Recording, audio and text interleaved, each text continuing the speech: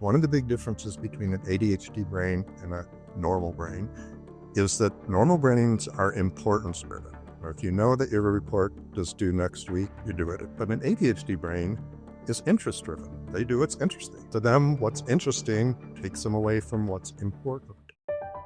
Welcome to the Brain Fit Podcast, where we share the cutting edge science on how you can improve your memory and live a happier, healthier life. My name's Robert Love. I'm a neuroscientist, and I have a medical clinic in Florida where we are reversing Alzheimer's in our patients. Today is actually my second interview with Dr. John Kruse. The first one had technical issues, but I got him to come back.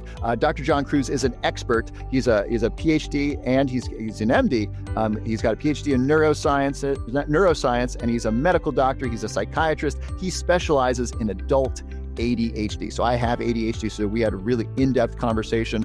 In this episode, you're going to learn the supplements that are really good for ADHD and supplements that actually don't work. You'll learn about medications for ADHD and what age they are safe for children, the impact of social media on ADHD, and we actually get a little controversial. We talk about President Donald Trump. Does he have ADHD? Does he have narcissism? And how can you tell? And so we actually get in-depth towards the end about Donald Trump and whether or not he has ADHD. And so here is the episode with Dr. John Kruse. Dr. Kruse, welcome back. Thank you so much for coming back. I so appreciate it.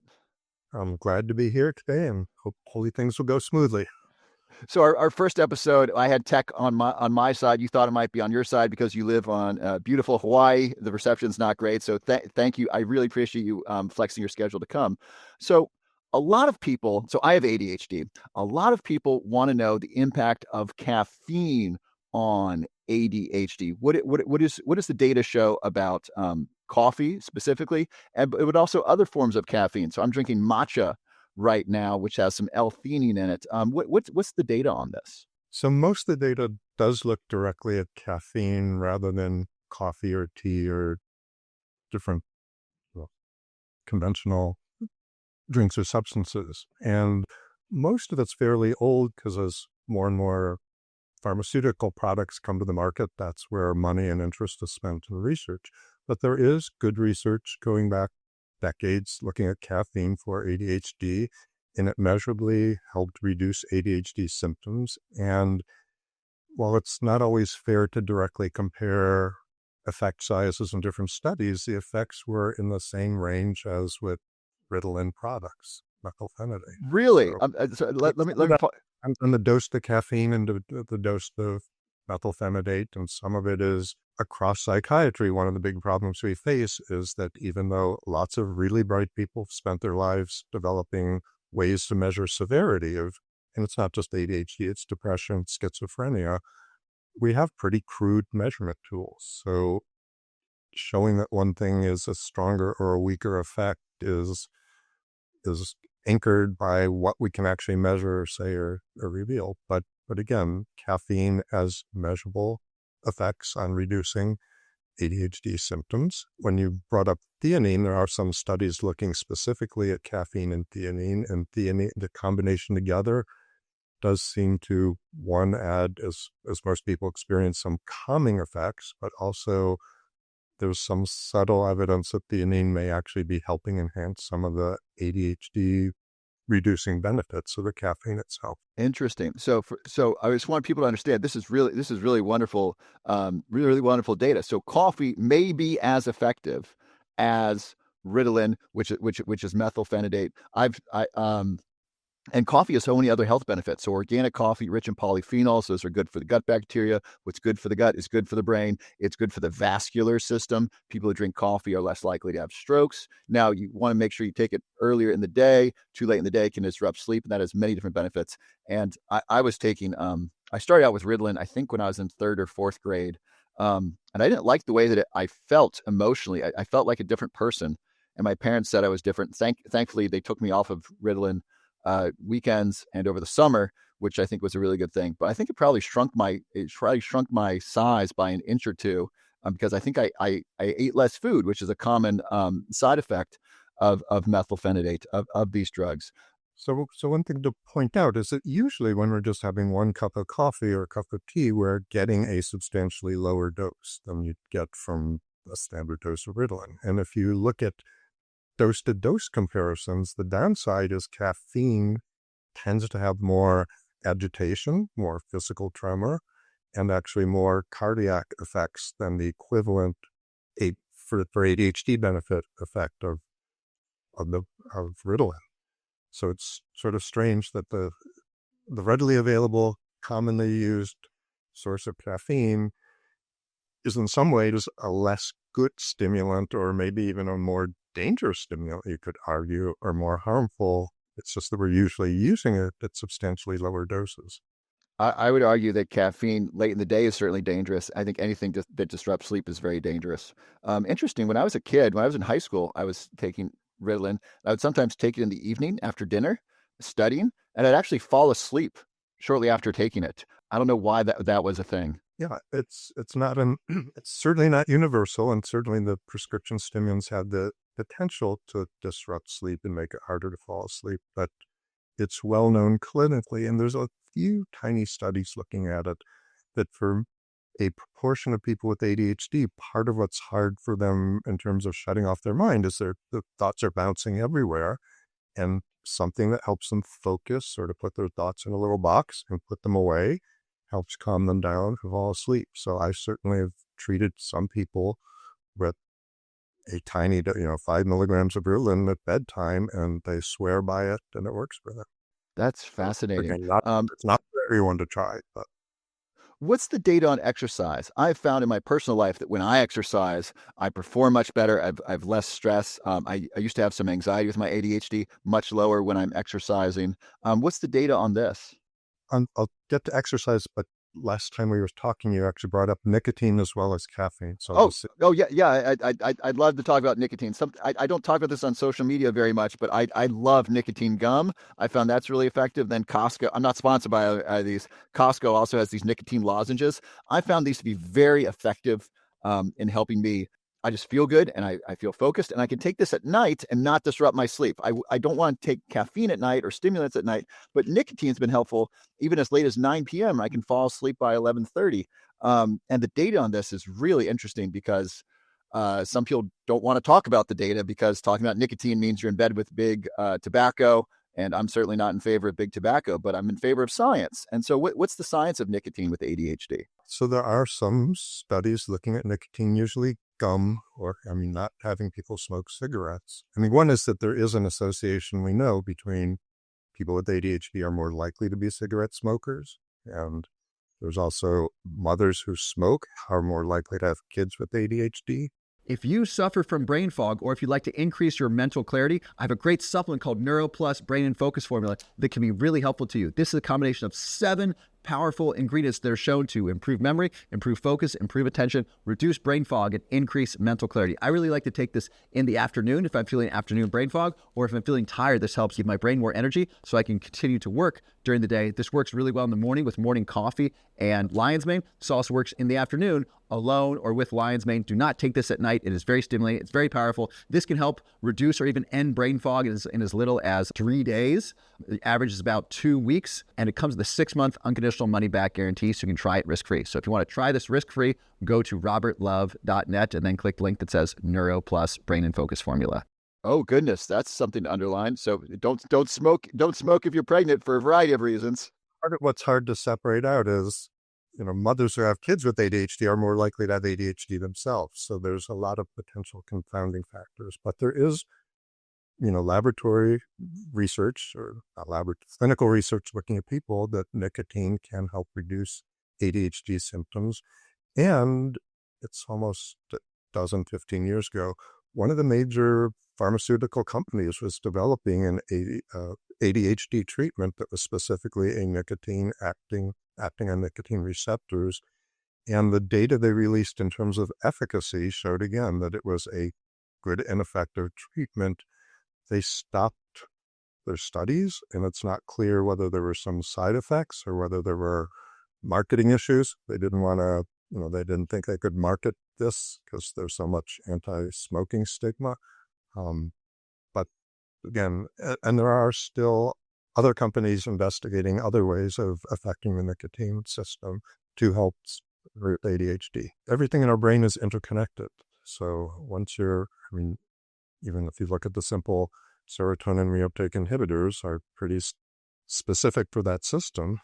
But then if you look at what's happening in the brain, they're having effects on norepinephrine and dopamine indirectly because serotonin modifies and interacts with this. Because it goes really well with coffee. Anyone who's ever been a smoker has probably had a cigarette with their coffee, and it's awesome. Please don't smoke cigarettes. It's terrible for you, but it feels really good to have that caffeine, which increases dopamine sensitivity, and then have the nicotine, which increases dopamine indirectly. It feels, coffee and cigarettes really feels fantastic. Yeah, and again, there are clear health risks to smoking and other. I mean, even chewing tobacco, we know increases. That's even worse. It's so bad for your gums, and oral health is so important. And so, have you tried nicotine, or have you offered this to have you recommended this to any of your patients to try?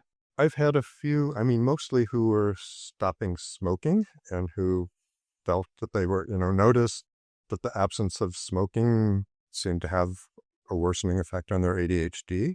And for them, rather than using nicotine just as a transition to stopping smoking, nicotine gum or lozenges were an ongoing way of treating their ADHD.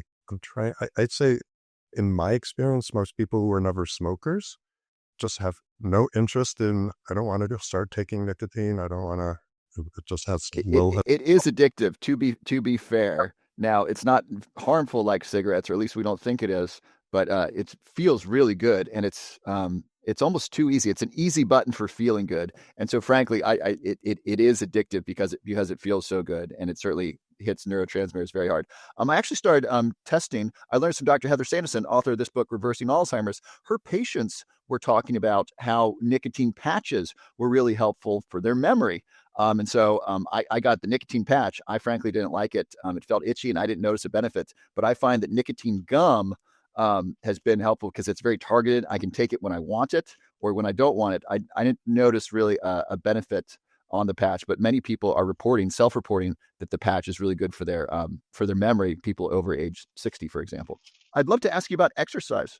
Unless you wanted to comment on that, I'd love to hear about exercise and ADHD. So there's certainly studies looking at exercise having beneficial effects for ADHD, and I'd put it into two different groups. So there's a tiny number of studies looking at acute effects. There's even a study having people on a treadmill and doing psychiatric or neuropsych tests just to measure attention and focus. That sounds really fun. I would love to be on a treadmill and be like trying to track my attention. And well, it's potential risk. You fall off the treadmill. Science is risky. And again, so there's only a handful of studies looking at that, but they found measurable benefits for people with ADHD, and they could even find differential effects between people with ADHD and without ADHD. So there were some ways exercise was even more beneficial for people with ADHD. And then there's even more beneficial, because we know it's so beneficial for healthy adults. It's one of the number one things. Whether they're coming from a lower threshold or but for certain. That's amazing. That's wonderful.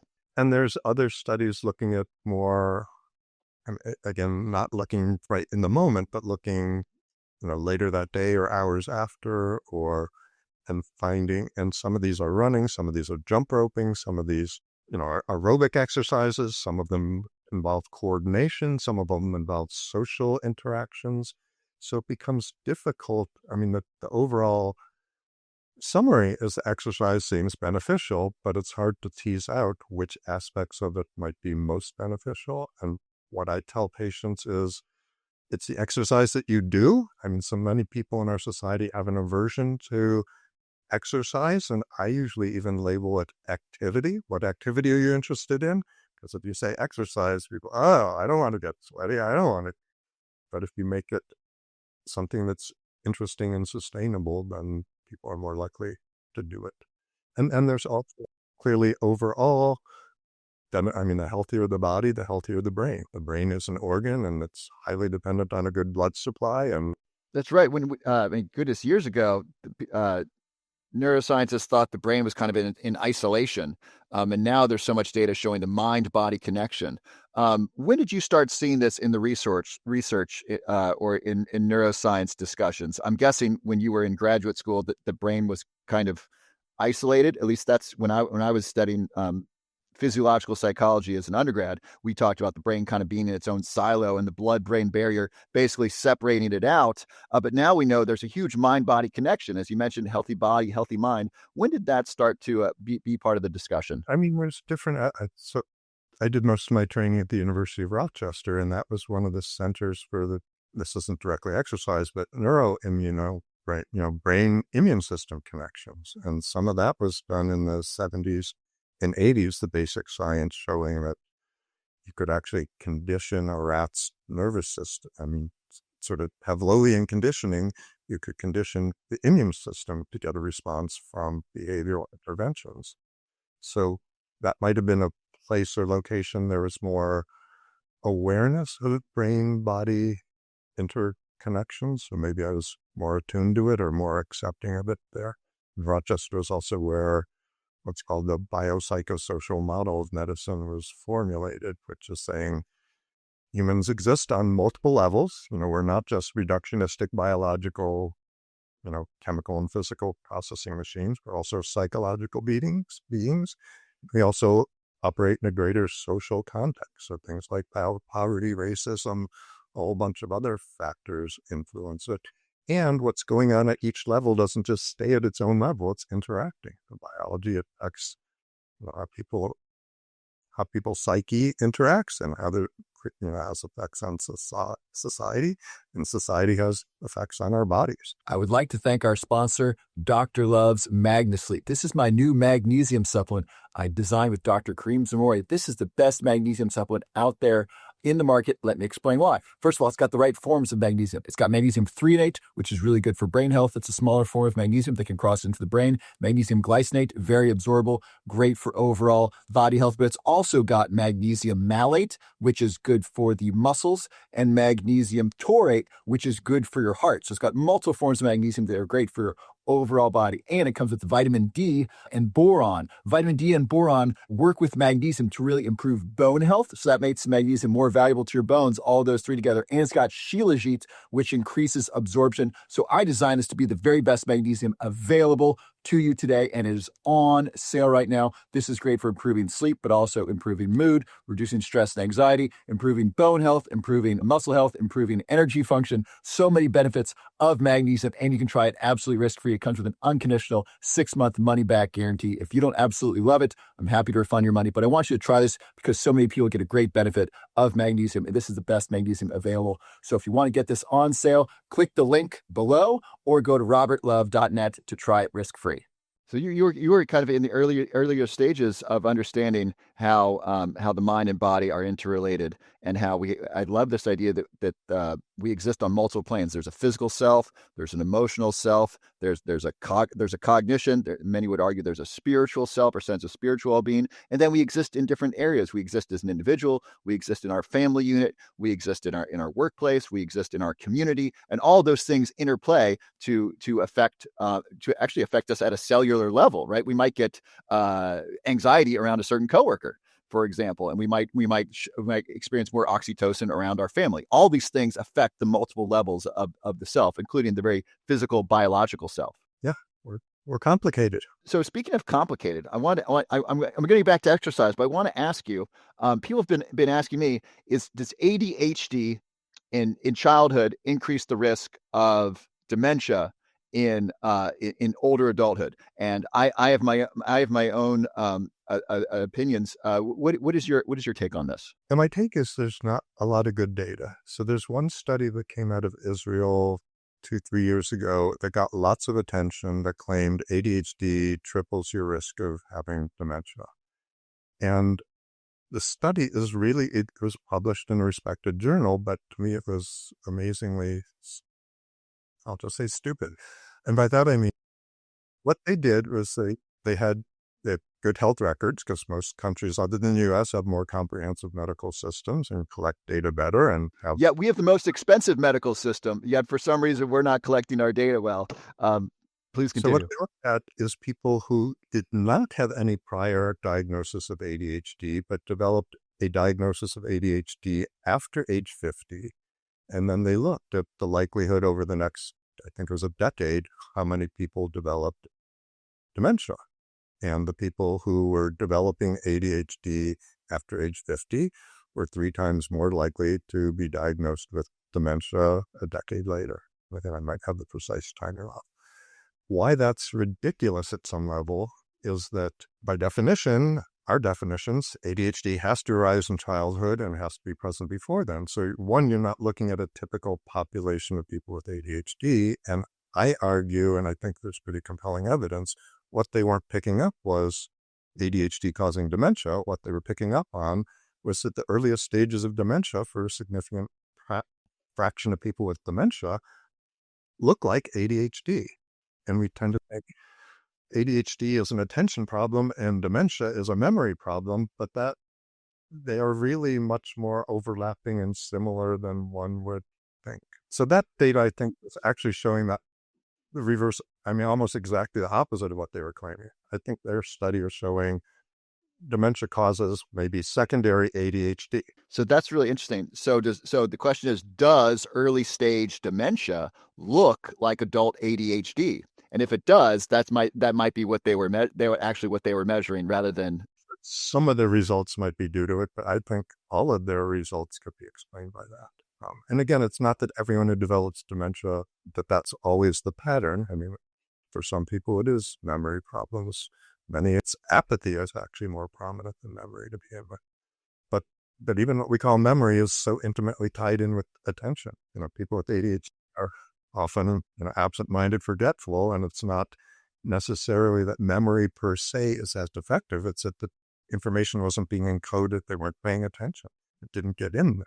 Yes, it's hard to make memories when your attention is scattered everywhere. So there's a little bit of data looking at people with genuine childhood ADHD. And part of it's really hard and expensive to do a long-term study, waiting till someone's in their older ages. And particularly from not Alzheimer's dementia, but frontotemporal dementia, which is probably more intimately involved in dopamine systems and personality changes in memory, that there's probably, and Lewy body dementia, which is associated with Parkinson's, which is also a dopamine. I'd say there's better evidence there that there might be some increased rate of developing those forms of dementia. But there's also some evidence showing the opposite. The ADHD might actually be protective, that part of it seems to involve you using more brain capacity. Your brain is less efficient. Part of what happens when we grow up is we just keep adding more and more connections. Most of what's happening from adolescence to early adulthood is we're trimming back connections and we're making more precise, specific connections so our brain works more efficiently. And again, these are overgeneralizations, but if the ADHD brain hasn't pruned back enough, it's many simple tasks. It's bringing in brain areas that most people don't need to bring in, but that may have some beneficial protective effects. Again, the studies suggesting that are I'd say preliminary. They need more verification, but there's some evidence cutting both ways on the dementia ADHD. So I agree that it's a complex issue. And one issue that's making it more complex is I think there's more and more cases of ADHD that are different from when they were when I was diagnosed in the 80s. I think there's a lot more environmental issues that are causing ADHD, and I think people are very quick to diagnose now. And then another issue is just that ADHD affects behavior and choice. We talked about this on the earlier podcast, how people who have ADHD are more likely to use drugs of abuse or misuse drugs compared to healthy adults. They're more likely to drink, more likely to smoke cigarettes, more likely to smoke marijuana, probably more likely to try psychedelics. More likely to engage in bungee jumping, right? These are novelty-seeking people. They do more dangerous things, so they're more likely to die of an accident. They might drive faster, so they're more likely to get a concussion. That increases the risk of Alzheimer's. So just by the fact they're more likely to drink and smoke, drive their car fast, this increases the risk. And they also have problems sleeping. A lot of people who have ADHD have sleep issues. And so I did for years. And so a lot of these things can tie in. All of those things increase the risk of dementia. And then if there's a wage gap, I don't know what the data is on ADHD people making less money. Certainly likely. It's I mean, if they have absolutely. less money, they're probably less Yep. likely to visit the doctor if they're sick because they're disorganized. So there's all kinds of Oh, risk factors that go along yeah. outside just the genetics. Education too. So people with ADHD are less likely to go as far in education because they're not paying attention. They're not, it's learning the way traditionally we want people to learn, but education is also connected with dementia risk. So That's there's so a interesting lot because of, I loved school. I really liked school. I also learned the way that schools teach. I learned auditorily, and so I could look out the window and be listening and understand what was happening.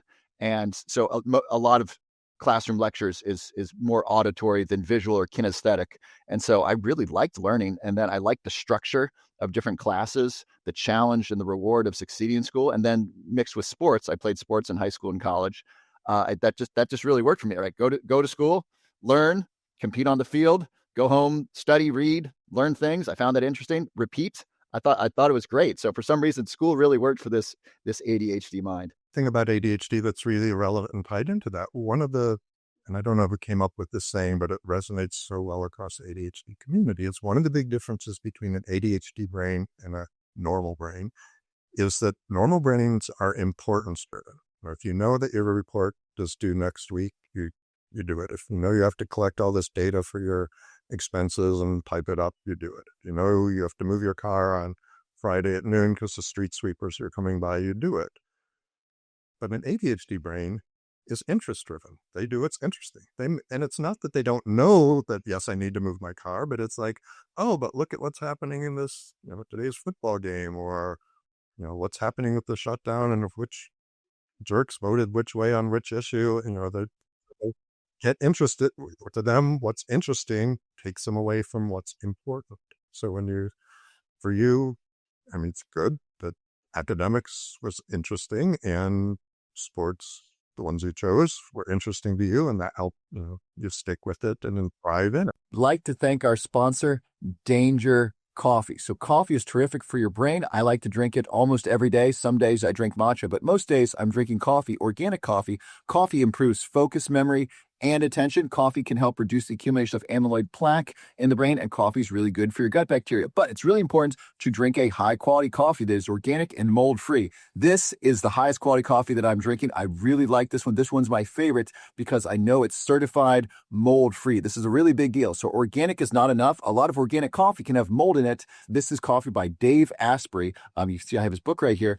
Dave Asprey is one of the world's leading biohackers. I've been following his stuff for years. He makes the highest quality products, especially the coffees. This is certified mold-free and it's organic and it tastes great. If you want to try this, we got a great coupon for you. So you can get this at the link below and you can try this absolutely risk-free. I've had 2 cups of this today. This is really great quality coffee, great tasting. I like to blend it with MCT oil and a little bit of monk fruit sugar, and that's fantastic. By the way, I learned about MCT oil from Dave Asprey, and so he's the reason why I make my coffee the way that I do. So if you like coffee, give this a try.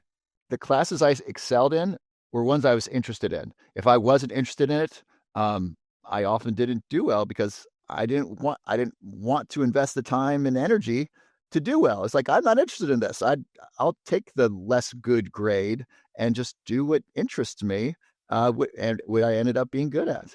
I want to ask you about Parkinson's disease. There's been interesting data on Parkinson's and, for example, golf courses. Those who live within a mile or 2 of a golf course have an increased risk of Parkinson's disease. We think from the chemicals, the pesticides. There's also data on ADHD drugs and those increasing Parkinson's disease. When I saw this data, I wasn't particularly concerned about it, but I'd love to hear your thoughts on issues. So ADHD drugs, for those of you at home, most of them affect dopamine. Many of them, Ritalin, Adderall, Vyvanse, Concerta, these affect dopamine.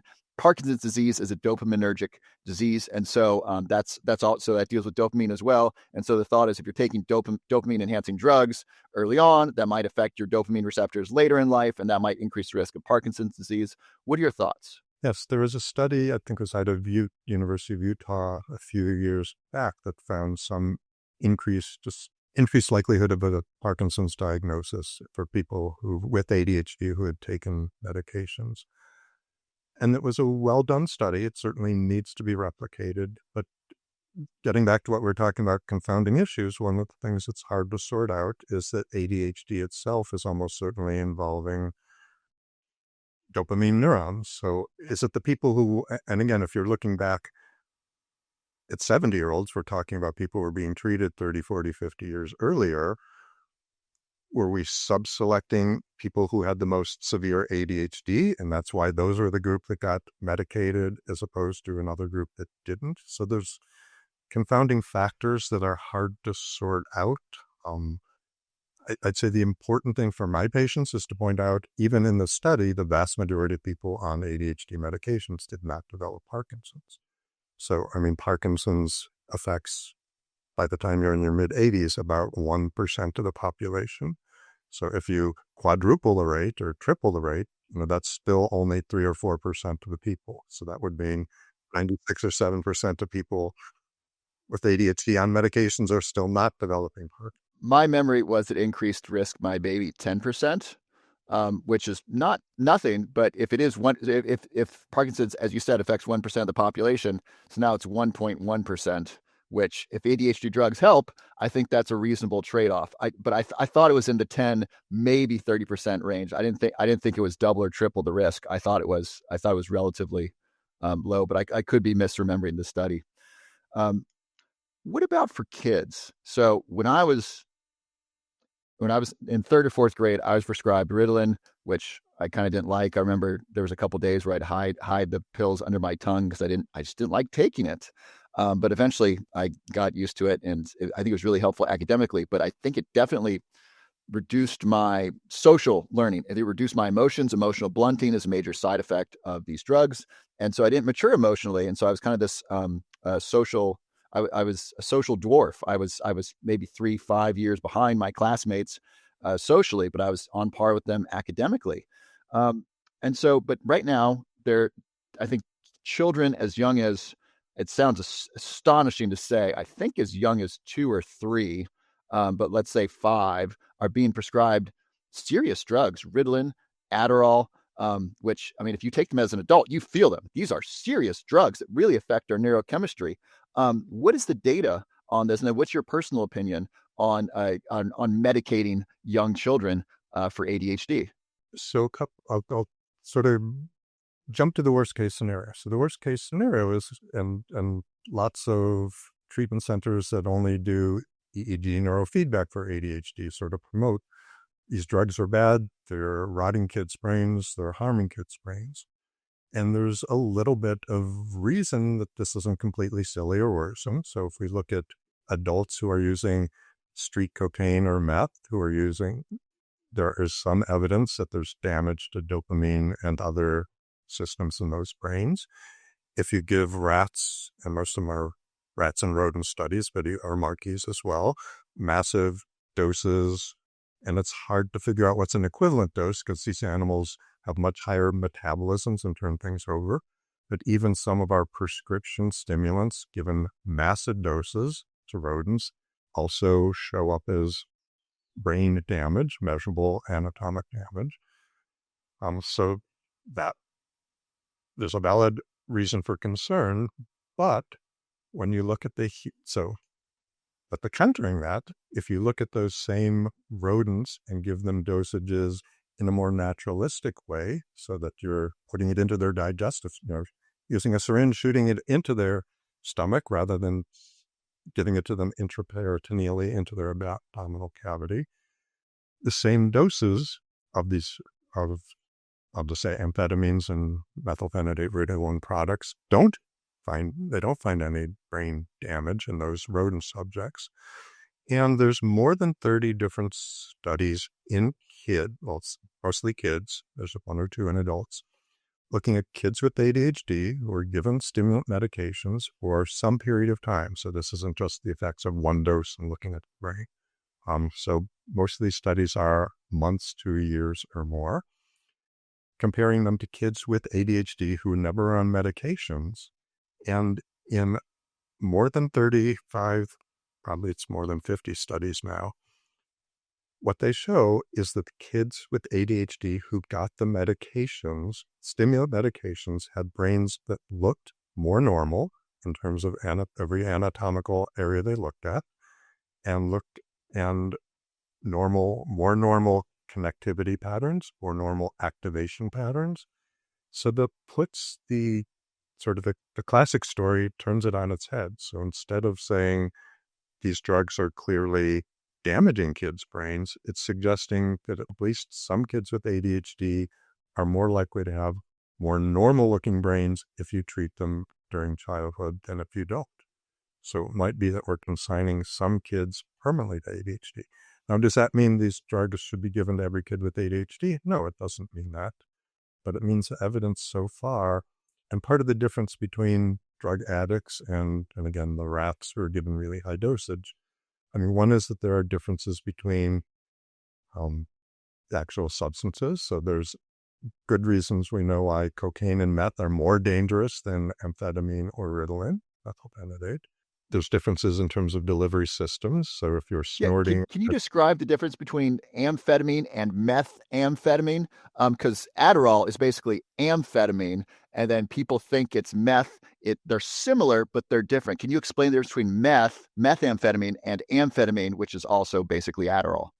So methamphetamine, the meth stands for a methyl group. So that's just a carbon group with 3 little hydrogens sticking to it. So it looks roughly similar, but there is this different group. And when people say, how can a group that's small be that significant? I'd say the difference between ethyl alcohol, drinking alcohol, and methyl alcohol, rubbing alcohol, is one methyl group. A methyl group can be a huge difference. So anyway, what meth does much more effectively than just amphetamine, both of these drugs are norepinephrine and dopamine reuptake inhibitors. So that's a big chunk of their action, is that they allow the dopamine and norepinephrine to stay longer at the synaptic level. But in addition, all the amphetamines are causing a bigger release of dopamine from the nerve cell ending when dopamine is released. And the illicit drugs, the street drugs, cause a bigger boost or a bigger release. And what we think is the source of damage when these drugs do damage people is it's not just how much dopamine is released over time, it's how much is released at each instant. So how quickly and how high a level the dopamine surges to seems, if it's your body has not natural systems to sort of mop up any dopamine or other neurochemical that's being released too much. But those systems can be overcome. And again, that methamphetamine is more likely to overcome that. And also part of why it's more addictive. It's giving you a bigger boost of dopamine each time than amphetamine does. If you or someone you love has Alzheimer's or another form of dementia, I want you to know there is hope. Alzheimer's is preventable and it is even reversible. In fact, we are reversing Alzheimer's in my medical clinic here in Florida. My partner and medical director is Dr. Josh Hellman, a medical doctor trained at Harvard who specializes in preventing and reversing Alzheimer's disease, and we are reversing Alzheimer's in our patients. If you'd like to learn more about working with us to both prevent Alzheimer's and even reverse Alzheimer's and reverse memory loss associated with other forms of dementia, we would love to hear from you and send you some free information so you can learn what we are doing and see if it's a fit for you to come down and work with us in our clinic. We also work with other clinics around the country to help patients both prevent Alzheimer's as well as to reverse Alzheimer's and reverse memory loss associated with dementia. So if you'd like to learn more, go to brainpowerclinics.com. Go to brainpowerclinics.com and then enter your information. We will send you some free information, and then we hope to work with you if we can be helpful to you to help you prevent and reverse Alzheimer's disease. So both amphetamine and methamphetamine increase the amount of neurotransmitter in the synapse, the gaps between neurotransmitters. And that's basically how information gets sent from one neuron to the other. It does this in two ways. One, by reducing the reuptake, so it keeps more in the synapse once it's released. And number two, it increases the amount that's released in the first place. So you put more in the synapse and it stays in there longer. Now, methamphetamine causes even more than amphetamine. So methamphetamine, more dopamine is being released from the synapse than with amphetamine, and that creates a greater spike of dopamine and then likely potentially addiction. Is that right? Yep. So fun fact. So I was studying World War II for a while. I don't know if you know this. Germany, one of the reasons the German Blitzkrieg was so effective is that they had the tank drivers. They were called Panzers. They had the tank drivers on something called Panzer chocolate, and Panzer chocolate was methamphetamine. So the Nazis were giving their soldiers methamphetamine, which allowed them to stay up all night. And also, it's a lot easier to kill people if you're on meth because you're on meth, and less compassion, right? So it's easy to run over people or shoot people. And then that's how they were able to overwhelm France so easily, because France said they're not going to be here for a week, and they were there in 2 days. And France is like, oh my gosh, how did they get here? So the Blitzkrieg was fueled by methamphetamine. Whereas you take the British Royal Air Force, the British Royal Air Force was giving their pilots amphetamine. I think they may have tested both. I don't know, but the British Royal Air Force was giving their pilots amphetamine to stay up and be more alert, whereas the Nazis were giving their soldiers meth. Sort of a tangential but modern spin on some of that is that modafinil, which many consider a non-stimulant stimulant, the major investigator of that has been the U.S. military, and they were interested in that because even as recently as the wars in Afghanistan and Iraq, our military was giving soldiers amphetamine and Ritalin methylphenidate products to keep them alert and killing machines 24/7. And they were concerned that these stimulants make people too yes, they're alert, but they're more trigger happy, they're more aggressive. And this is going back now almost 30 years, but one of the biggest casualties in the war in Afghanistan is U.S. pilot dropped bombs on Canadian troops on the ground. It was completely accidental, but the pilot sort of blamed not just being up all night, but being hyped up on stimulants. So the U.S. military put a lot of money into looking, can we keep people alert and awake without being hyper aggressive? Can I ask you more details? When was the U.S. military giving Ritalin to U.S. soldiers? I mean, that was at least during the Gulf War. So the Gulf Wars in the 1990s. The first one under George W. So the 100 days, right? 100 hours, right? That was 100 hours of warfare, but they were there earlier doing exercises. What about modafinil? I'm actually prescribed modafinil, and I take modafinil to manage ADHD, not every day, but I find it helpful. When was the U.S. using modafinil? And then I'd love to hear, is modafinil effective for ADHD in your opinion? Yeah. So, and then I don't know when the U.S. military actually, sort of officially phased out. And I also don't know how much, what's public record and what they keep secret, or how much is, what the story is and what they're actually doing. But it was, so modafinil was developed well before the 90s by a French company and was available in France. So, but it was, specifically some of the mistakes we made with friendly fire deaths during the Iraq War and Afghanistan wars that made the big push to get away from methylphenidate and to modafinil. So modafinil, so it's a non-stimulant stimulant. There's still debate as to how it works. When it was first entering the U.S. market 20, 30 years ago, the emphasis was all on the orexin system. So the orexin system is a tiny system in the brain that's an alerting, waking up system. So I describe it. There's two different ways to wake up in the morning. One is by your alarm clock or your startle light, and that's tapping into our sympathetic nervous system, our fight or flight, our drive system, our startle system, and that's a norepinephrine-based system, and most of our stimulants tap into the norepinephrine system.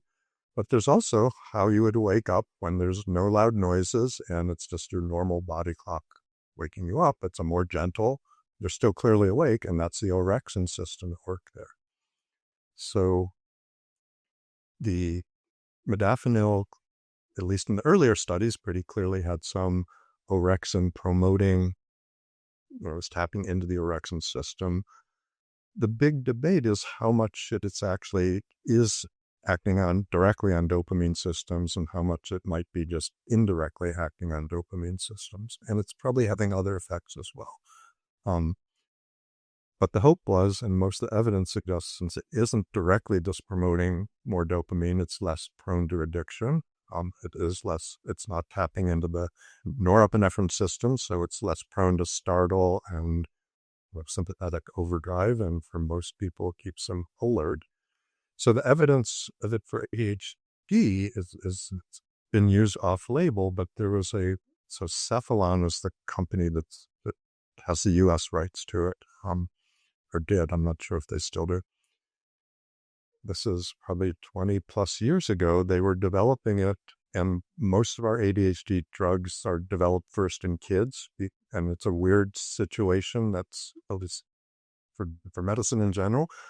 Usually we treat adults with it and make sure it's safe in adults and then move on to kids. But since ADHD, the focus for years has been it's a kid system or kid problem. Most of the research and medications are developed first on kids, and then sometimes they don't even bother testing them on adults. I mean, most of the things that work in kids clearly do work in adults. Anyway, the studies for modafinil, so the company had done all the phase 1, 2, 3 studies, and they clearly showed effects, comparable to methylphenidate Ritalin products. So clearly was effective for both inattentive and hyperactive impulsive symptoms. But one of the kids out of, I think, 400, 500 in the studies developed a rash called Stevens-Johnson syndrome, which is essentially, it's an immune-related dangerous rash where you get blisters on your skin, sort of third-degree burn-like blisters, and in some cases, it can be a fatal condition. So this is one out of 500 had a skin rash, which could be in the fatal. formal studies. In the formal studies. On this FDA approval board, there were 5 or 6 psychiatrists. There was most of the doctors for specific medicine are. The dermatologist who was in this group said, we see Stevens-Johnson reactions with every drug out there. They're rare. They're usually 1 out of a million. None of the testing or studies before this have associated it particularly with modafinil. So, I'm not concerned at all. This isn't a problem with me. And it was a psychiatrist who said, oh my God, a fatal rash. We don't, we're not used to dealing with this. We're not used to looking for this. They're the ones who blocked its approval. I mean, other than that, we would have modafinil as an approved drug for treating ADHD. So there's no question that it's effective for some people. And the testing and studies since then have not found any strong association.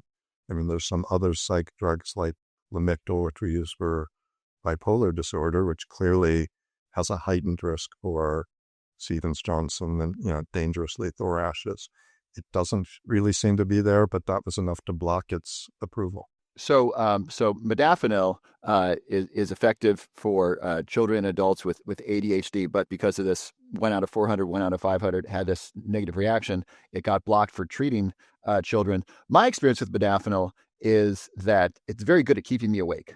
And so it's very important that I take it early in the day, because if I don't, I will not sleep well. And if I mix it with caffeine, so if I have modafinil with coffee, I'm actually quite uncomfortable. I'm overstimulated, and I don't feel that there's much I can do about it. So I feel that combining caffeine with modafinil, I feel that I have a racing heart, and I'm a little uncomfortable, and I'm not sure what to do with myself. I don't feel very productive. I just feel strange and uncomfortable, and I wish I hadn't had that cup of coffee. Regarding children, when do you think is a safe age? So let me ask you this: if you had children, and they had ADHD, and drugs potentially were appropriate, when do you think would be a safe time to give your kids stimulant medication used for ADHD?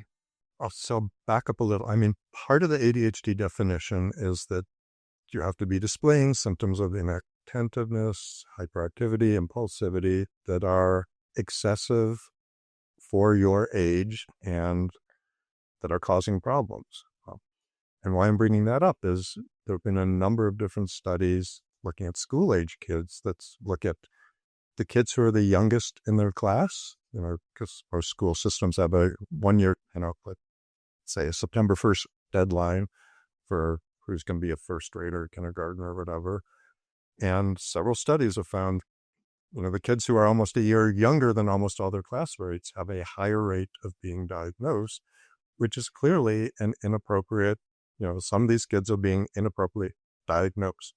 I was actually held back a grade when I was in pre-kindergarten, because I was a problem kid, and my parents said, "Hey, just hold him back here. Have him repeat pre-kindergarten. He'll be older for his class. He'll be bigger. He'll be better at sports, and it'll give him a chance to mature and catch up." So I changed schools, and I did pre-kindergarten twice.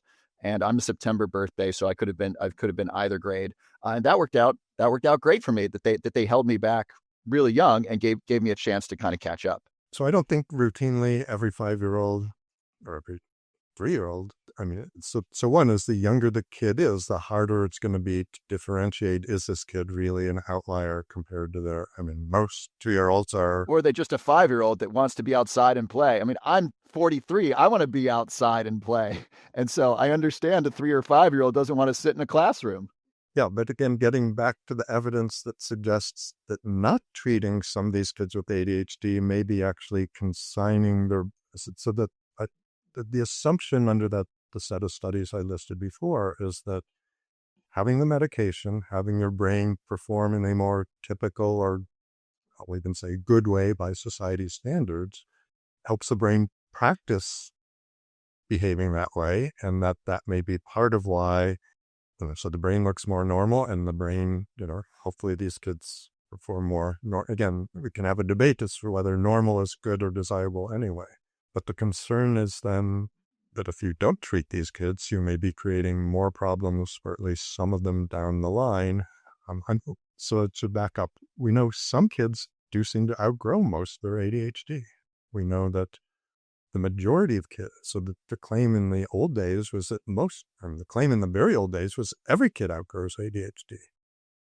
But that's clearly absolutely not the case. And the research now suggests a substantial majority, well over 2/3, continue to have some substantial ADHD, and that they're moving back and forth across the threshold of, do they have it enough to merit a diagnosis, or do they have the symptoms of it, but it's not? I still got it in some ways. And I'm very curious. I look at a lot of different things. And when I have friends stay over, they'll just see the way they organize my house. Like, dude, you're so ADHD. You start 20 different projects and you leave them all open. And I have to really work to keep my environment organized. And so even though I have great attention right now if it interests me, but some of the symptoms are definitely still there. So what do you think is safe for if a parent's watching this and their child, let's say the child meets the diagnosis of, yes, they're behind their class for their age, and these challenges with attention and behavior are substantial. What do you think is a safe age for parents to consider whether medication is reasonable for their child? I would say as early as the ADHD is causing severe symptoms or disruptions in their lives or learning. If that kid is that sort of out of sync, out of control, unable to contain themselves or make productive use of their playtime or their school time, as early as first grade, I think is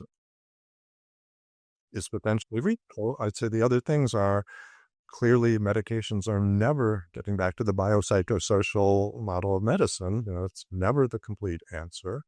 And probably ADHD, even though we focus so much on dopamine and neurochemistry, and the drugs are clearly working on neurochemistry, ADHD is probably better thought of as a wiring issue. And we can affect how some systems are working by changing neurochemical levels, but how much of the rewiring we're doing or not doing is hard to know. I have some questions. I have two really important questions I want to ask you. I want to ask you about supplements and about social media, and I want to check your time to make sure you don't have a patient coming up. So are we good to go a little bit longer? Yeah. So okay, great. Time today. Okay, thank you. So before we get to supplements, something that I think is really increasing inattention in our world, and addiction, sadly, in children, and even suicidal ideation, especially in young girls, is social media. I don't have children yet, but when I do, they are not getting a phone maybe until age 18. And maybe they'll be strange and ostracized. That's okay, but they will be gosh darn healthy. That's my commitment to my future children. So what is the impact of social media and scrolling, which is basically customized television, right? So my Instagram feed is designed for me. It's fascinating to me. And I think it's doing terrible things to our attention. I'll see people walking the street going like this. They're basically watching television as they walk along the street, which is a fascinating thing. We have a society where everyone's just watching television all the time, customized television for them. What do you see as the impact of social media on attention? And is social media driving some of the increase in ADHD? Yes. So I'll start with there's a pretty substantial body of evidence indicating that not just attention, not just distractibility, but also how well we can sustain concentration, but also aspects of impulsivity.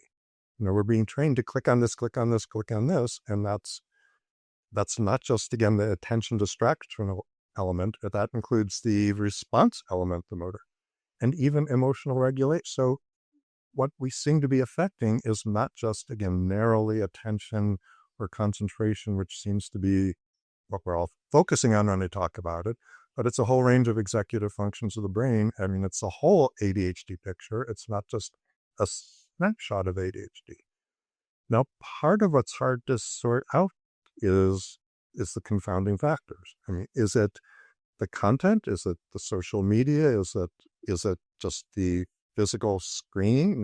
You're focused on, your visual element is focused here. Is it the rate of information that's being, is it the distractibility inherent in the way they've programmed their apps to capture attention? I mean, we know enough people have defected from these big companies that they hire lots and lots of behavioral scientists who know and research this stuff. Yeah, what's the great documentary? Is it the Social Dilemma for parents? Please watch The Social Dilemma. It shows a bunch of very high up people from Twitter and Facebook and Instagram left the company and then went public saying, "Hey, we are actually designing stuff that's terrible for the brains and is designed to be addictive to children." But don't take my word for it. Watch these people high up in these companies say these very things on the documentary, The Social Dilemma. Thank you for mentioning that. And some of the other parts that are difficult about the research, though, is how are you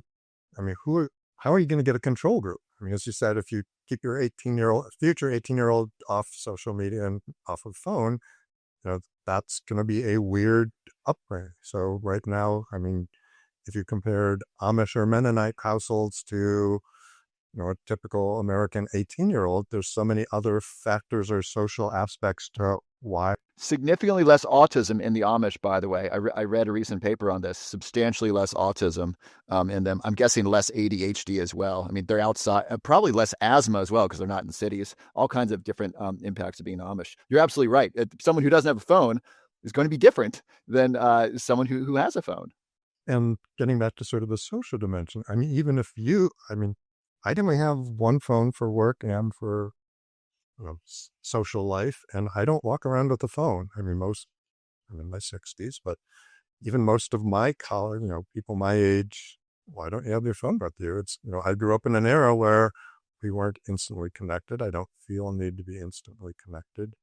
But even if I'm abstaining from that, all the people around me are.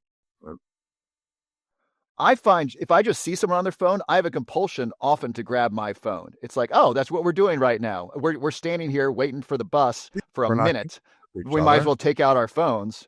Now I'm in the practice of, okay, let's just breathe and just be human for a moment. Can I just be human and wait for a minute for the bus? Can I be human and wait for a moment at the checkout counter and not check out my phone, but actually look at the magazine rack or talk to the person behind me or just feel my feet and feel what it's like to be alive rather than they're getting lost in this thing. Just being on it. I agree. Totally triggers other people to pick up their phones. Yeah. And separate from the phone, they're already distracted. Their already attention span is shorter. They're already, there's reinforcements at so many levels that are, as I say, pushing our whole society as well as our individual brains further along the ADHD spectrum.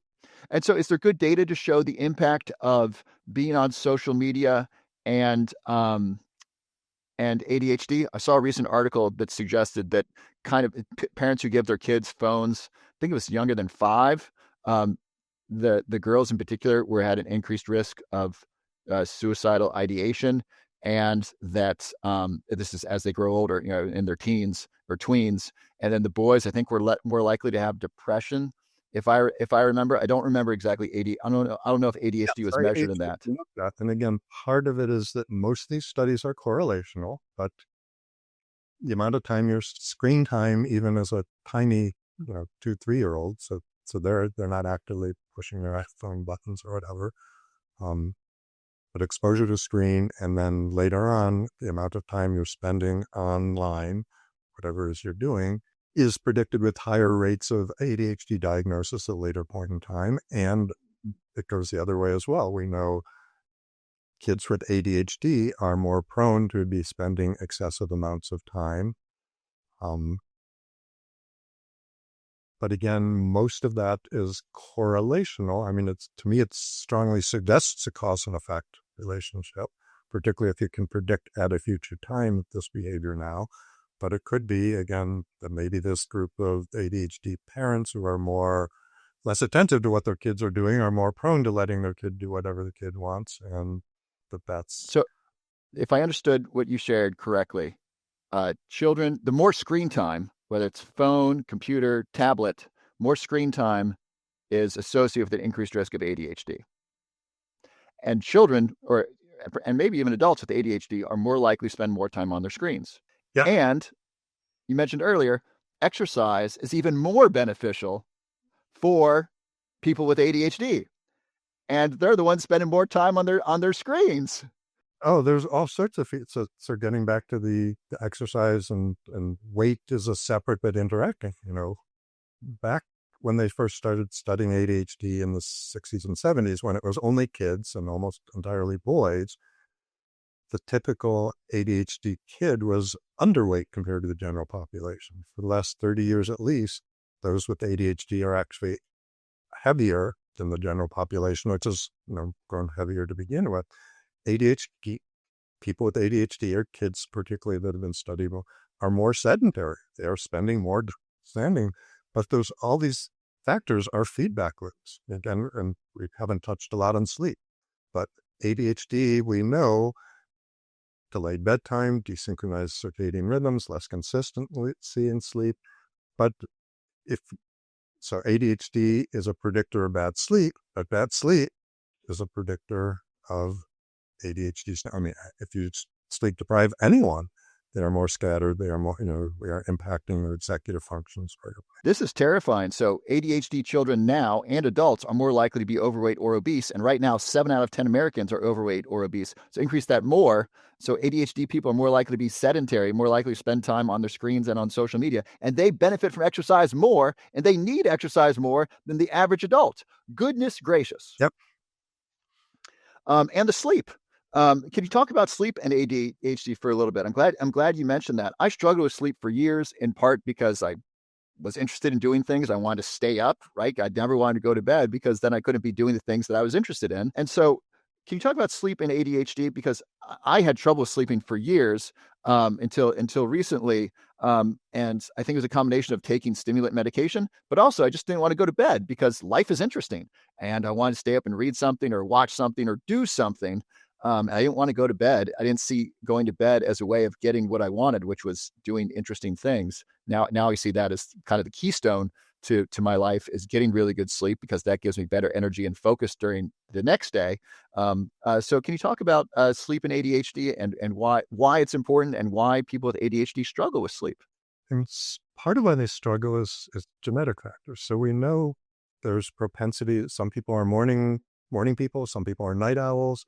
And at big extent, that is under genetic control. And we know people who have ADHD are far more likely to have some genes that are associated with night owlness, having a delayed sleep. And also, again, there's less consistency to when they're going to bed each night. And with sleep, the quality of sleep, we spend so much time saying everyone needs 8 hours, and that's a generalization. But it's not just the amount of sleep, it's the quality of sleep, and the timing of sleep determines a lot the quality.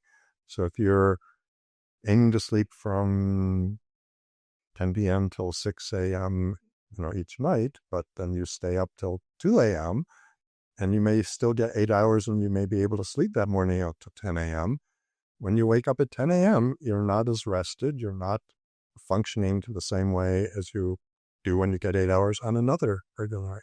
And So ADHD people more likely to be night owls. By the way, if you want to know your chronotype, when the best time is to sleep, great book by Dr. Michael Bruce, who I met about a year ago. Very nice person. He's become a personal friend.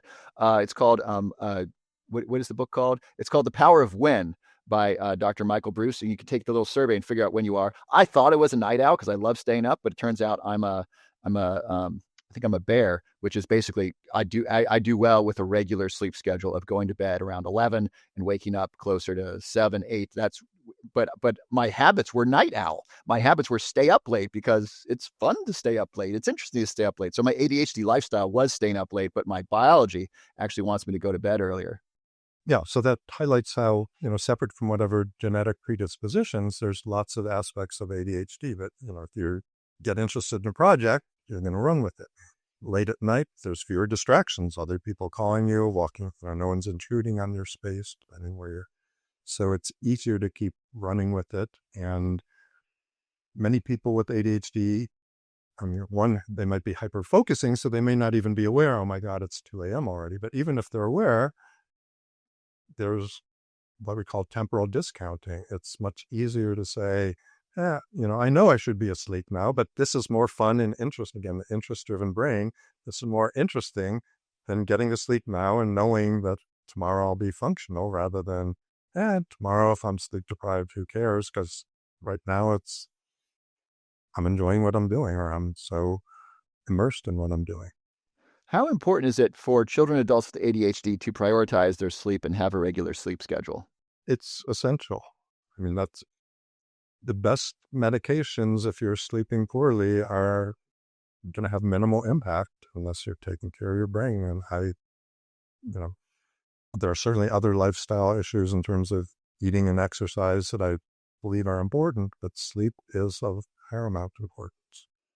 If you're not getting enough sleep, again, a single night of sleep deprivation impacts, part of it is it's the prefrontal cortex where our executive functions are stored, are just susceptible to so many kinds of insults, injuries, problems, and sleep deprivation is one of those. So that's sort of a double knock on if you have ADHD and that area is already compromised or at risk or behaving differently to begin with. I fully agree. Getting my sleep dialed in has been one of the giving regular exercise is what really improved my functioning as early as 3rd and 4th grade. And then I think the reason I played sports in high school and college, one of them was I functioned much better. Remember during exams, I think it might have been freshman or sophomore year, I skipped wrestling practice to study for an exam, and I had much greater difficulty studying for that exam than if I'd gone to practice, because that exercise really helped me focus. So those two things, exercise and sleep, have really made the difference for me. And then if you or somebody you love has ADHD, you might be more sedentary than is beneficial for you. So getting that exercise in is so important.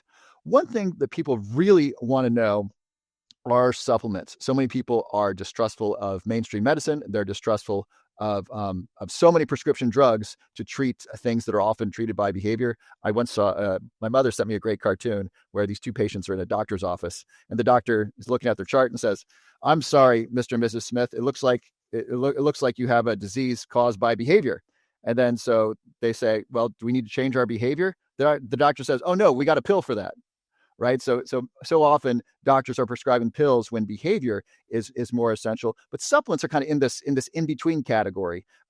So what supplements do you like for ADHD? What's been helpful according to the science? Yeah. So I tend to be more of a hard ass about this and rigorous science. And there's a lot of substances like saffron. There's a study out, and there might be 2 now from Iran, suggesting that saffron measurably helped with ADHD symptoms. But 2 studies of a few dozen people, to me, is not compelling. It's interesting, The downside of trying it is pretty low, so I'm not going to tell someone not to. There are potentially some supplements that could be dangerous. Most aren't likely to be. But can I say saffron helps with ADHD? I'd say that the level of science isn't at the level where I can say that. So there's only a handful of things, starting with caffeine can be helpful. Fish oil, magnesium, I'd say are in the realm of where I would class them as robust enough to say, I can say these are likely to be helpful. Are they going to help everyone? No. With ADHD. But Now, why is fish oil helpful? How does it help, or why does it help, or just Yes. So one is, and this is part of my being a hard ass with science. The first few studies with fish oil didn't show any benefits in ADHD compared to the control group, but then there have been several studies since then, and I'd say too often in science we sort of jump to the last 2 or 3 studies rather than trying to embrace everything that's been looked at. But I think the consensus, so how it helps, so the omega-3 fatty acids, how much depth or detail do you want me to get into this? Or Whatever the average person is likely to be able to understand. So we don't need a whole lot of jargon. They just understand why the idea of omega-3s are really good for the brain and the ADHD brain. That'd be great. So we get fatty acids from our diet. We can't make them in our body ourselves, so we're dependent on our diet to get them.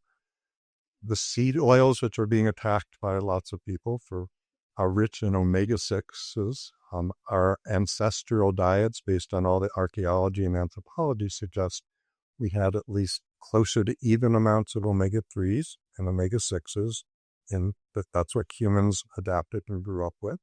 And that not just a junk food, horrible American diet, but most American diets now are getting anywhere from 5 to 10 times as much omega-6s as omega-3s. And that's because those seed oils, which are really high in those 6s, and except for walnut seed and flaxseed, have almost no omega-3s, we're skewing our diet. And if you have a junk food diet, it's probably even worse. So why does this matter? So the 3 versus the 6 is where there's a double bond in this big chained molecule. And the location of the double bond affects how flexible and bendable this molecule is. And a big chunk of what happens with the fatty acids is they're stuck into cell membranes.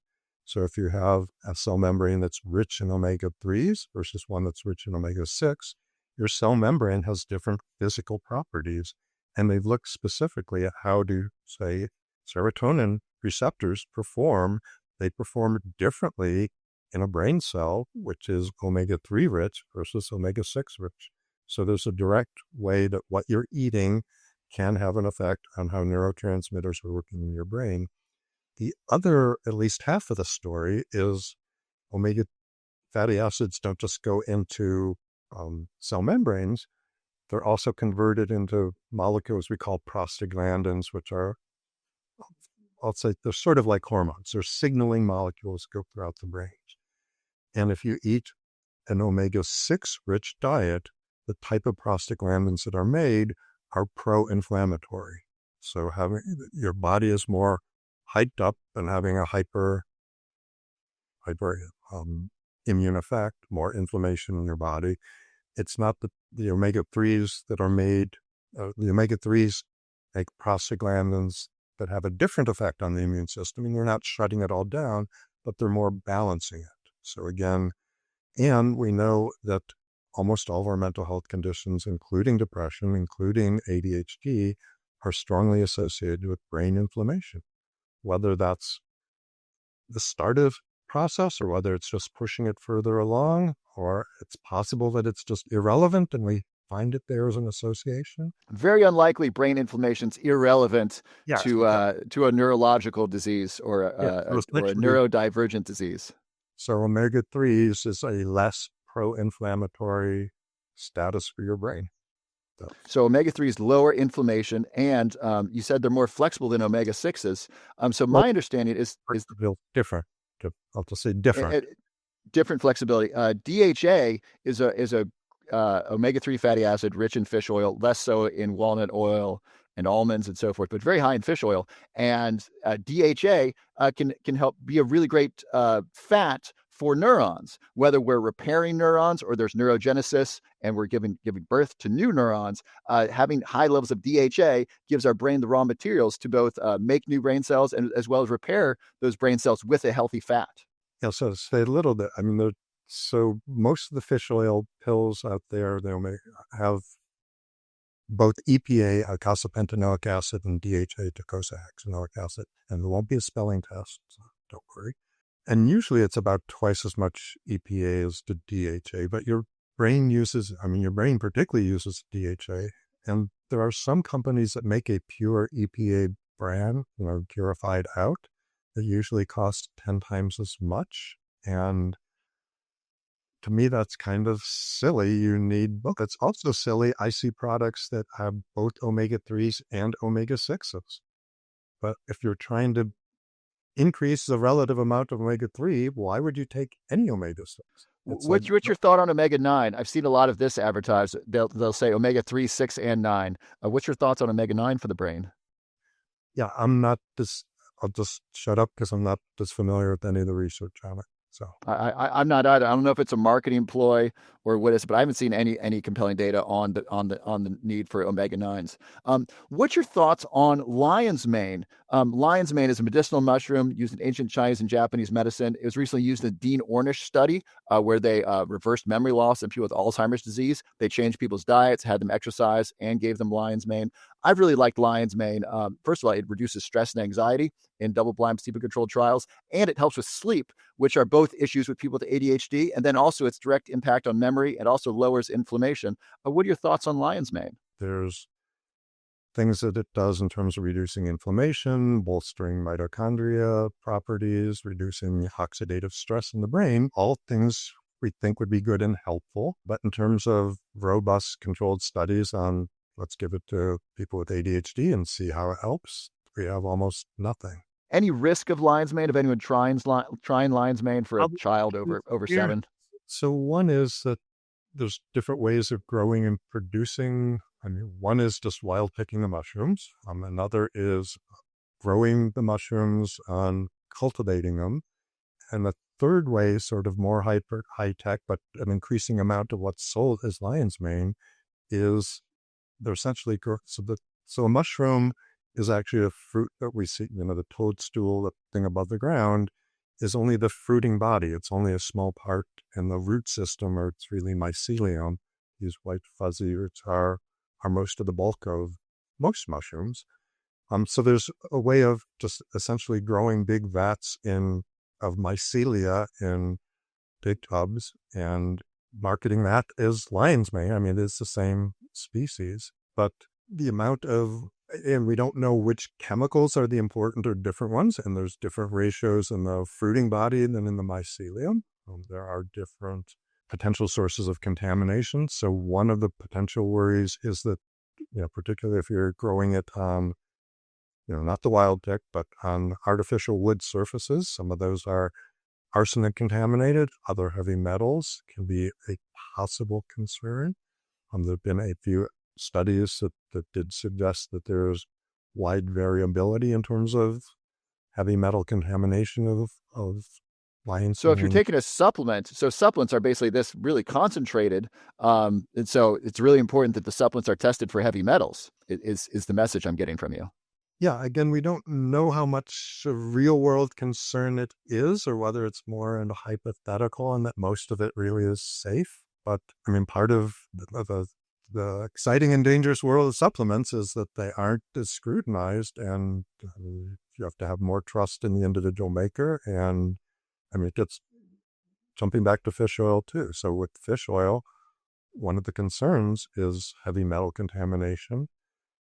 And the good thing is that for most of the companies that make it, they're using a distillation process. So heavy metals usually aren't further concentrated, but some of the other plastic contaminants, bisphenols, dioxins, other organic chemical contaminants that are already in the fish's body are probably not being purified out by the distillation process. So on the other hand, the native fish themselves are contaminated. So is it better to eat real fish and get your fish oil there, or it's hard to know. Yeah, and generally you want the fish oil made from sardines or other small fatty fish. They have less bioaccumulation of toxins. Or I love eating sardines just for the brain and the body. Generally speaking, I think they're great.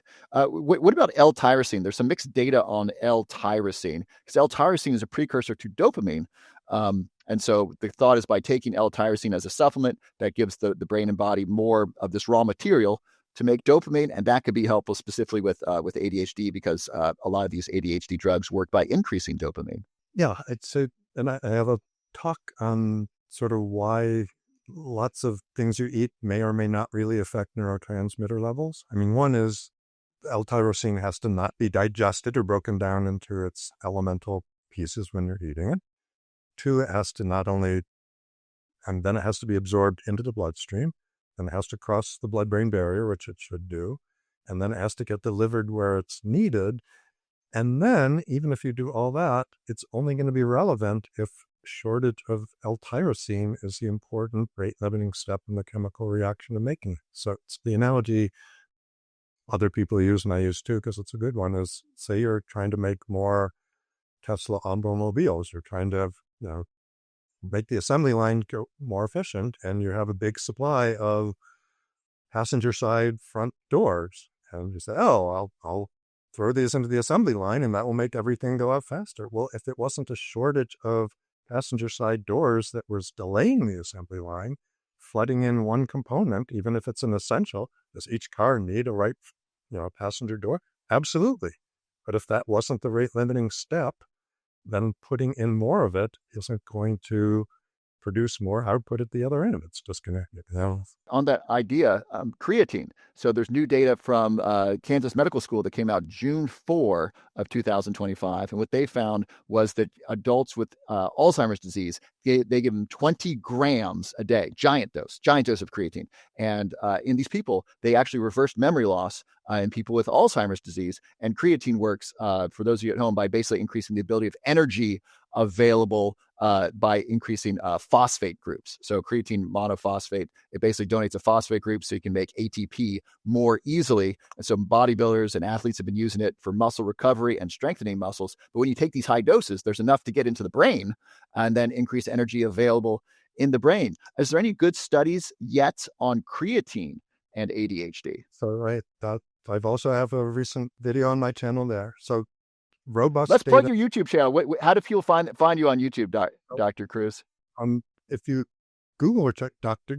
DrJohnKruse on YouTube, or probably ADHD, and if you look up. So search your name, Dr. John Kruse, ADHD on YouTube, and then your channel will pop up. And so you have a video on creatine. Yeah. So the evidence again is very robust for muscle strength and muscle bulk size. Some limited evidence on Alzheimer's. I think there's 3 studies now that have looked and found some benefit, and absolutely nothing on ADHD, although you can go to creatine websites that say effective for ADHD. And it might be, but so no published data yet. None. So the New York Times recently came out with an article on creatine. And they actually featured me in the video along with Andrew Huberman talking about the benefits of creatine. And their article proposed that there's there's benefits to the muscles, but no benefit of creatine to the brain. And I think within the next month, it might have been the next 2 weeks, the article from Kansas Medical School came out showing that these large doses, these 20-gram doses, are really good for the brain, specifically for Alzheimer's disease. So my hope is that if there's any scientists watching this or anyone who's in charge of creatine studies, let's start doing some 20-gram creatine studies on children and adults with ADHD and see what the benefits are. There's great research. I think Dr. Daniel Amen talked about this, fellow psychiatrist, that giving creatine to patients who are undergoing psychotherapy for depression and anxiety, they got they improved by 50% compared to the placebo, compared to just the treatment group. Now everyone got better because they all got psychotherapy that was meaningful, but the creatine group did better, potentially because processing therapy is challenging. It takes a lot of energy, and so if you're taking creatine, you give your mitochondria the ability to make more energy, so you can actually process all the stuff from your treatment, and then you have more energy in the brain to make healthier decisions and so forth. Yeah. I mean, clearly the muscles are more efficient at taking up dietary creatine than brain cells, but brain cells do seem to have some capacity. So it may only be it, really I think that's the idea of the threshold. If you only do 5, your muscles might take it all. So you might need to really high doses of 20. So that way there's an excess of it. So the brain can actually get it. Are there any other supplements that you like for the brain? We talked about a variety. The ones you really like are fish oil, magnesium, caffeine, theanine. Oh yeah, that's right. We talked caffeine. Theanine. So you like L-theanine for ADHD. That's one that there's been at least some several formal studies with measurable benefit. And again, most of those though were theanine in combination with caffeine. So green tea would be a great thing. Green tea or matcha has got naturally caffeine and L-theanine. So you could buy supplements, or you could take L-theanine with your coffee, or you could drink green tea, and that could be really good. Could be wonderful. Yeah. Anything else that we haven't touched on? This has been a fascinating conversation. I really appreciate you going long. We've talked about a number of really interesting and controversial things around ADHD. Anything else? Oh, you have I'm sorry. Anything else you'd like to chat about? Talk about interesting and controversial. Should we talk about my book that came out in 2019? I was just thinking about that. You wrote a great book with a great title, Adult ADHD. What we can learn from Donald Trump. I might have got the title a little bit off, but you said ADHD and Trump. This is the book. Talk to us about what's in there. The stimulus for the book was during the 20s. So I've specialized in adult ADHD for decades. And during the election campaign between Hillary Clinton and Donald Trump, many of my ADHD patients, particularly when they're debating on the screen and they're saying, my God, he's interrupting her. He's rambling off on irrelevant topics. He's pacing back and forth. He can't sit still. Oh my God, that's how other people must be seeing me. So they were jokingly saying Donald Trump must have ADHD. And then I was familiar with the criteria, but I went back and read them very closely. And ADHD is our only major mental health condition that is defined strictly in terms of observable behaviors.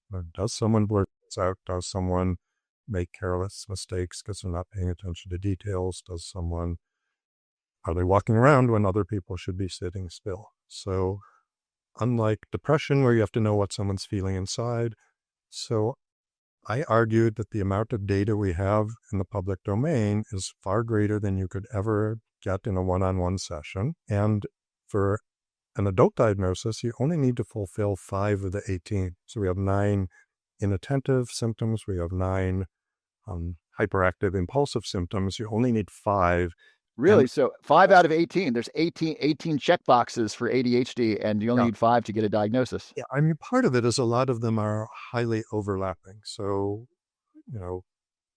fidgeting of the hyperactive, one is fidgeting and another one is moving around when you should be seated, and another is constantly on the go like they're driven by a motor. Now, if you could just get one of those, but you're really likely, if you qualify for one, to qualify for more than one. So some of them are highly overlapping. So I argued that we can objectively determine that he meets the criteria for this, and that I still think many adults, are there people who are diagnosed inappropriately? Absolutely, we do overdiagnose it. But what I see clinically is much, and the numbers would support, we're much more pervasively missing it and underdiagnosing it. And here was an opportunity, because in our fragmented, getting back to our media world, when I was growing up, it wasn't just politicians, but most pop stars or a big sports figure. Most people knew what they lived, how they acted, how they behaved. I know who Taylor Swift is, but if you said, I don't know what she acts like or what she does or how, but Donald Trump, if you say, oh, he's cutting people off, he's rambling on and on topics that don't seem relevant to what he's asked. He doesn't prepare and do his homework ahead of time in terms of briefings. People understand that as an example. You don't have to explain the example. So I figured this was a learning opportunity to use Donald Trump to teach people about adult ADHD, and also the converse picture to use ADHD to understand him, because one of the most frustrating things was, more so during this first term, but also this term, is pundits and columnists to say, he didn't prepare ahead of time, he doesn't do his homework, he's rambling all over the place, he's making details, making mistakes, errors, saying things that are wrong, he's cutting people off, he's rambling across the stage, he's a narcissist. And I go, what do any of those have to do with, some of them you could do if you're a narcissist, but it's like these are all core ADHD symptoms. And if you think he's only a narcissist, he doesn't make sense.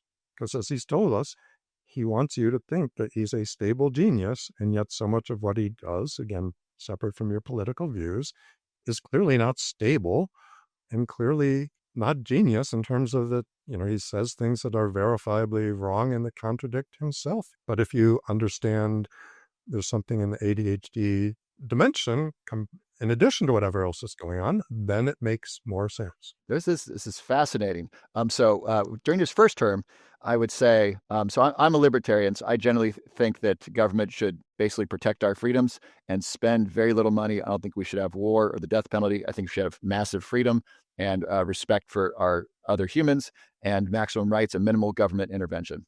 And so I used to say, Donald Trump is my favorite president because I never need to convince anyone the government's lying to you, because he would say something that was untrue or a flat out lie pretty much every week during his first term. And now I like to say Donald Trump is one of my favorite presidents because he's so effective at promoting peace. Is any of that ADHD behavior, or is, you mentioned narcissism, is any of that narcissistic behavior, or is that just political strategy? Well, it's hard to separate out. So it's a good point that narcissism can look like, or ADHD can look like narcissism.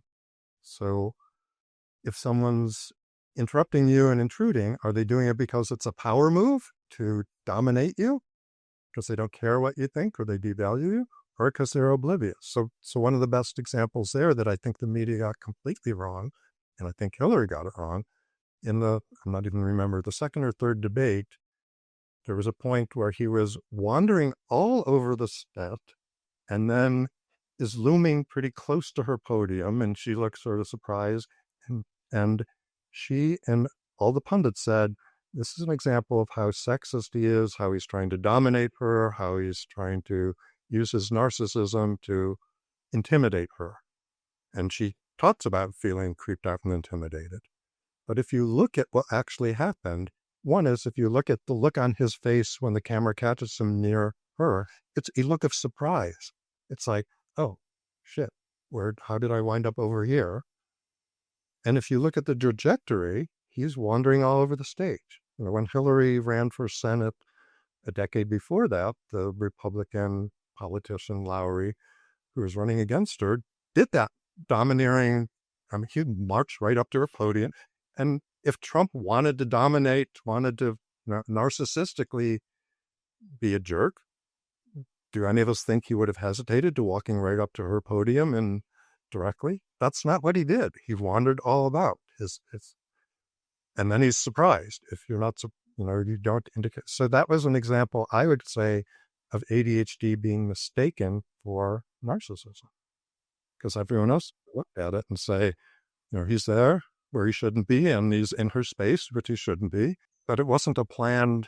So ADHD is a much more either accurate or precise lens, maybe both, for understanding some of Donald Trump's behavior rather than narcissism. Is that correct? Again, with narcissism, we have to know what his motivations are. And I think, often enough, he has told us that he has a grandiose, so you have to be grandiose. And again, whether you like his views or not, is he the best president ever? He's definitely said he's the greatest. He's definitely got grandiose ideas. He says he's the greatest and the best.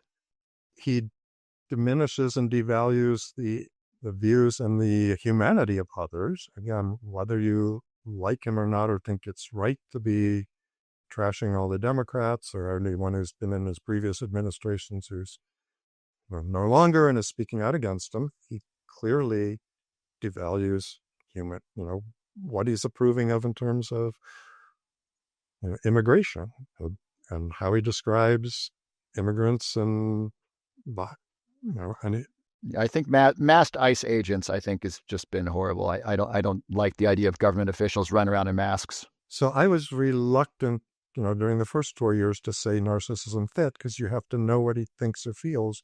But he has told us often enough that this is how he thinks or feels, that it does accord with narcissism. But it's hard to sort out. So I would, then not to get too deep into the politics, but I wrote about this in the first term, objectively separate from whatever individual policies, there were clearly some things like we could have been testing for COVID much more aggressively early on, and that would have been beneficial. And that, he said publicly, he doesn't want those numbers to go up. Not that he doesn't want the cases. Was that narcissism? So was that saying, I really don't care or value all these people's lives? Or was that ADHD? So again, ADHD is importance-driven, not interest-driven, not importance-driven. Did it just not interest him because it's like biology and health, and he's considered interested in economy and his numbers, and this doesn't register. Even if it was part of his job and should have registered, I'd say it's pretty hard to sort out what was ADHD and what was narcissism there. Fascinating. So he may be a combination of both. I think the evidence is pretty strong that they're both are there. So you're also, I don't know if we're allowed to talk about this. You're also working on another book right now. I don't know if you want to tip your hand a little bit and let us know what you're working on so people can look forward to that. So the first book I actually described, even though I was pretty good in math, is 3 halves. So one half was using Trump to explain ADHD. Second half is using ADHD to explain Trump. And the third half was talking about how our whole world is getting more ADHD-like, and that Trump and politics are part of it. Because if you have a leader, again, whether you like it or not, who spits out 14 different inflammatory comments during the day, if you're not responding to that's a slow day for him. I mean, probably closer to 20. If you don't respond to the first one, you've missed it. You're on. So that's actually encouraging our own superficial thinking, being in there quick, responding quickly and impulsively. And he's also only conceivable in a world that's already moved in an ADHD direction. When Lincoln delivered the Gettysburg Address, that's given more than 150 years ago, it was almost virtually ignored. The politician who spoke before him spoke for more than an hour. Lincoln gave this little speech, and people said, if he had something to say, he'd go on for an hour. This is meaningless, and yet it's one of the most respected, important speeches in American history. If a politician today stopped to give the Gettysburg Address, it's like, come on, what's the sound clip? What's the 2-minute, 12-second bite we can put on the news? So in the world that most of our U.S. history has been in, Trump wouldn't have been conceivable as a viable candidate, because he can't speak in a coherent way for more than a minute or two without completely rambling off topic. Again, whether you like the content of it or not, some people are entertained and amused by it. It's very interesting to watch a clip of him versus to watch the full speech. They are very different experiences, because the clip can make him seem one way or the other. But if you watch the whole speech, he's touching on 10 different things that are often not related. It's a very different experience to watch 10, 15, 30 minutes of him talk versus the soundbite the media chooses for you. And the soundbite that they choose for you can really affect how you think about him. It's really interesting. And so your book was you're mentioning your book is in 3 halves. Yeah. So the third half of that book is which is how our whole world is getting more ADHD-like. So the book that's coming out is going to be called ADHD World, and it's touching on many of the things we talked about. Ooh, that's a good title, ADHD World. Oh my gosh, that's great. It's even better than you might think, because I use it as 3 puns. So it's world, like things are being whirled around, like everything happens in an ADHD world, and whirls like the whirls on your fingertips, which are loops that are to get into the concept of feedback loops. And each whirl there is unique and identifiable, but it's a feedback convoluted circular loop. So I like the puns. My editor wants me to remove some of it, but I think it's great. ADHD world, I think, is going to be really interesting. So I'd love to have you back on to talk about your new book. And we've talked a lot about a lot of things. I'd love to ask you. By the way, if you watch this, you'd like to have Dr. Kruse on again, please comment below. That'd be really helpful. So I'd like to ask you more about famous people and ADHD. So beyond Donald Trump, I'd love to chat with you more about Leonardo da Vinci. Bill Gates, some geniuses are reported to have ADHD throughout history. I'd love to hear your thoughts on them as well, and I'd love to have you back to talk about ADHD world when that's ready. Dr. Kruse, thank you so much. So you mentioned this earlier. If people would like to either learn more about your books or see your YouTube channel, what's the best way for them to find you? Yeah, so on YouTube, just Dr. John Kruse, DrJohnKruse, and YouTube, you'll get to it. I also write on Medium, which is a big writing platform, but it does have you need a subscription to Medium to get access to tens of thousands of writers. So there, I'm also under Dr. John Kruse, and the book is available, from both the big, huge bookstores and lots of independent sources, and you can ask your library. If you don't want to pay for it, your library can get an electronic copy. There is an audio version as well. There's an audiobook. That's great. I love audiobooks. I can listen while I exercise or walk or clean. Yeah, and the audio book was actually one of my college friends who was a professional actor who was trying to get out of the book recording business. The very last book he recorded, he did this one. So it has special meaning to me. I mean, he's a good actor. His voice is much better than mine. Fantastic. So if you have too ADHD to read, you can get the audio book, and that'll be great. Well, Dr. Kruse, thank you so much for being here. I so appreciate it. Okay, I enjoyed talking with you and hope your audience gets something of value out of this.